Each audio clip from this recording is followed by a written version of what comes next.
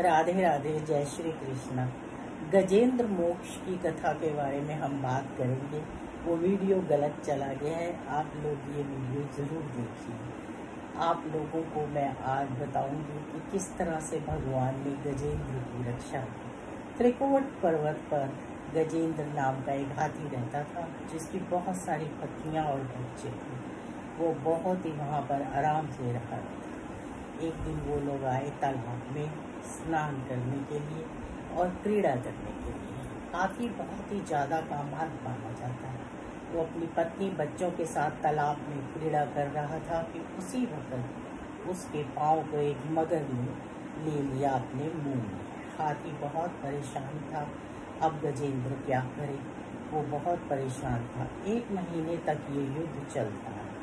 अब हाथियों ने और बच्चों ने सोचा कि हाथी का बचना मुश्किल है, इसलिए वो सब जाने लगे और चले गए। हाथी को ये देखकर बड़ा दुख लगा और उसने कहा, मेरी रक्षा सिर्फ श्री नारायण कर सकते हैं। पूर्व जन्म की वजह से हाथी को नारायण का स्मरण था, इसलिए उन्होंने नारायण को याद किया और बड़ी ही अच्छी स्तुति करी। जो भी इस स्तुति का पाठ करता है या गजेंद्र की कथा को सुनता सुनाता है, उसको बहुत ही पुण्य मिलता है। तो हाथी ने स्तुति करी गजेंद्र ने कि हे नारायण, हे प्रभु, आप ही मेरी रक्षा कर सकते हैं। आप भक्त वत्सल भगवान हैं, आप ही मुझे इससे बचा सकते हैं और मुझे मोक्ष दे सकते हैं। मैं आपको हमेशा से अपना मानता हूँ और पूर्ण रूप से अपने आप को आपको समर्पित करता हूँ। आप मेरी इस मगर से रक्षा कीजिए, आइए और मुझ पर दया कीजिए। इस तरह से वो गजेंद्र प्रभु की पूरे मन से बहुत ही अच्छी स्तुति करता है और भगवान को याद करता है। उधर बैकुंठ में लक्ष्मी जी के साथ नारायण बैठे होते हैं और वो कहते हैं, लक्ष्मी जी कहती हैं तो उदास क्यों हो? तो वो कहते हैं कि मेरा एक भक्त मुझे बड़े प्यार से बुला रहा है और मेरी स्तुति कर रहा है। और इधर हाथी बड़े तन मन से नारायण नारायण पुकार रहे हैं और भगवान की स्तुति कर रहे हैं। भगवान वहाँ से दौड़े हुए आते हैं और गजेंद्र से मिलते हैं। हाथी सूक्ष्म दृष्टि होता है, लेकिन जड़ जैसा शरीर होता है और बहुत ही कामार्थ होता है। उसकी ऐसी ज़्यादा सिचुएशन होती ही है, इसमें उसका कोई कसूर नहीं होता। कुछ चीज़ें हमें योनियों से ही मिलती हैं। तो भगवान आकर, जब भगवान आ जाते हैं गजेंद्र के पास, तो वो और भी मन से स्तुति करता है और कहता है कि मुझे मेरी इस मगर से रक्षा हो। तो भगवान जो है अपने चक्र से उस मगर का सिर काट देते हैं और गजेंद्र का पैर जो उस मगर के मुंह में फंसा हुआ होता है वो बाहर आ जाता है। इस तरह से भगवान गजेंद्र की रक्षा करते हैं और उसे मोक्ष देते हैं और उसे अपने में विलीन कर बैकुंठ ले जाते हैं। भगवान गजेंद्र की रक्षा करते हैं क्योंकि गजेंद्र जो थे वो पूर्व जन्म में प्रद्युम्न राजा थे और भगवान की बहुत ही भक्ति और बहुत ही ज़्यादा उनको भगवान से लगन थी और वो भगवान पर बहुत आस्था और विश्वास रखते थे। इसीलिए उन्हें हाथी बनकर इस जन्म में भगवान की याद आई। लेकिन क्योंकि वो एक दिन अगस्त्य मुनि उनकी सभा में आए और वो उनका मान ना कर सके, अपमान कर बैठे, वो उठे नहीं, श्रद्धा से उनका अपमान हो गया और अगस्त्य मुनि ने उन्हें श्राप दे दिया कि तुम जड़ हो जाओ।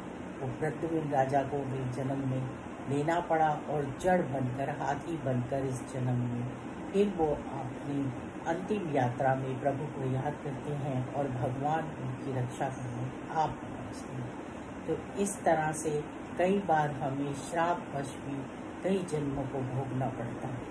तभी कहते हैं कि बहुत सोच समझ कर बोलना चाहिए, किसी को भी अपशब्द नहीं कहना चाहिए और इसके साथ साथ ईश्वर में हमेशा आस्था रखनी चाहिए। कई जन्मों में हम ईश्वर की भक्ति और करते हैं, तब हमें ईश्वर का सामान्य मिलता है और ईश्वर से हमारा अपनापन होता है, प्यार होता है और हम तब बैकुंठ जाते हैं। मनुष्य जीवन हमें मिला ही भक्ति करने के लिए। मनुष्य जीवन में हम जितनी भक्ति करते हैं, जितना ईश्वर को स्मरण करते हैं, जितनी ईश्वर का कीर्तन करते हैं, जितना दया करते हैं, जितना दान पुण्य करते हैं, वो हमारे बहुत काम आता है। क्योंकि इस जन्म में हम ये सब कर सकते हैं, पशुओं में ये सब करना मुश्किल होता है। तो आप सबको भी भगवान पर पूरा निश्चय रखकर, विश्वास रखकर अपने काम करने चाहिए। कलयुग में असंतुष्ट नहीं है प्राण, जिसकी वजह से वो परेशान है। खाना तो हमें थोड़ा संकोचन होता है, लेकिन हमें कितनी चर्चा, कितनी भाग दौड़, कितना संग्रह करती है, उसका कोई औचित्य ही नहीं है। क्या करेंगे हम उन सब चीज़ों का? हमें जाना तो अकेले ही है, और जाते वक्त हमारे साथ सिर्फ प्रभु का नाम जाना है। तो इसलिए अपने प्रभु को कभी मत भूलिए। ठाकुर जी की नित्य सेवा कीजिए, नित्य नूतन उनका श्रृंगार कीजिए, उनसे प्यार कीजिए, और उनके स्मरण को कभी भी न भूलिए। गृहस्थ जीवन सबसे उत्तम है, उस जीवन में रहकर भी प्रभु को आप स्मरण कीजिए और प्रभु को याद कीजिए। गजेंद्र सूक्ष्म दृष्टि है, हाथी जो होता है वो बहुत ही ज़्यादा दूर दृष्टि होती है उसकी, और वो बहुत ही दूर की सोचता है। तो हमें अपने आप को तैयार करना चाहिए। हमें अपने अच्छे कर्म करके भगवान के पास जाने के लिए अगर हमें तैयारी करनी हो तो हमें चूकना नहीं चाहिए। हर दिन जीवन जीना चाहिए। हर सुख जो हमें प्रारब्ध से मिलता है उस पर हमारा हक होता है और हमें वो जीना चाहिए। लेकिन हमें आगे की भी सोचनी चाहिए और शास्त्रों का पाठ करना चाहिए, सत्संग सुनना चाहिए, कीर्तन करना चाहिए। आज के टाइम में घरों में सत्संग की कमी होती जा रही है, जिसकी वजह से संस्कार भी अच्छे नहीं हैं। अच्छे संस्कारों के लिए सत्संग का होना बहुत ज़रूरी है, कीर्तन का होना बहुत ज़रूरी है, प्रभु में दृढ़ निश्चय होना बहुत ज़रूरी है। नारायण तो भक्त वत्सल भगवान है, भक्त की पुकार पर दौड़े चले आते हैं। तो इस तरह से सुखदेव जी परीक्षित जी को कथा सुना रहे हैं भागवत जी, और कहते हैं राजन, गजेंद्र की कथा सुनने से मोक्ष मिलता है, और गजेंद्र की कथा सुनने से बहुत से पुण्यों का फल मिलता है। तो चलिए, हमने आपके साथ इस कथा को स्मरण किया, और जो हमने गलती की उसके लिए हमें क्षमा कर देना।